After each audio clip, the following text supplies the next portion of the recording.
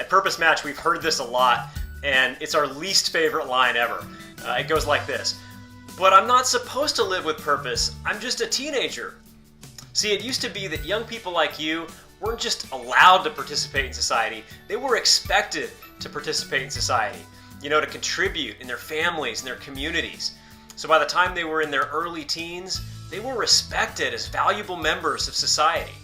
But over the last 100 years or so, we've lost a lot of that. Think about it. What does society expect of you? To live into your purpose, to speak your mind, to explore your gifts, to contribute meaningfully? Or just to learn as much as possible, keep quiet, stay out of the way, and wait for that day when you're finally old enough to really contribute, and when you suddenly wake up and know what you want to do with your life. See, for most people, there isn't some kind of magic switch that just flips when they graduate from high school or when they enroll in college. They don't just wake up on their first day of college and say, "Oh, I know, I want to do this," right? That awareness has to be built over time, through exploration, through experience, through trial and error, which is why it's so important to start exploring your purpose now. It's sad but true that this idea that people are just supposed to be kids until they're 18 has become deeply ingrained in our society. But in the last few years, teens have started to reclaim their right to live with purpose and make an impact. They're starting businesses and nonprofits.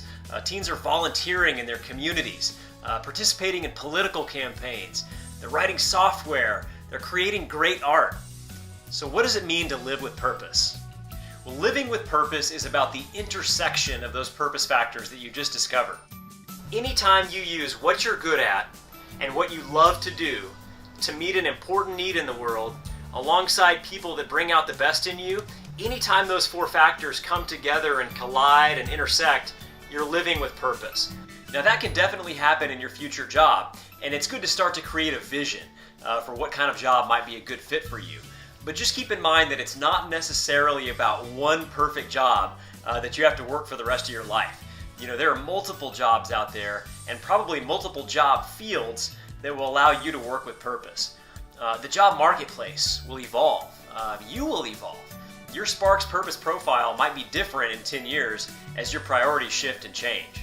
But keep in mind that it's also not just about jobs. Your job might be one way that you can live with purpose in the future, but you can also live with purpose through volunteer work, through family life, through involvement in a faith community, even through intentional learning. And that's exactly why you don't have to wait until you're 18 or 21 or 30 to live with purpose. The key is to get involved in things now, and not just any things. It's not about building a giant resume filled with things that you don't care about, right? It's about getting involved in a few things that you do care about, things that fit with your sense of purpose, your deepest sense of who you are.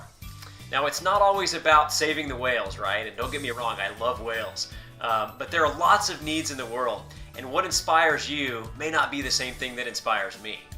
If you get involved now in interesting things that fit your sense of purpose, you'll develop a strong, one-of-a-kind profile that's going to help you get into college, but also make high school a lot more rewarding and fun.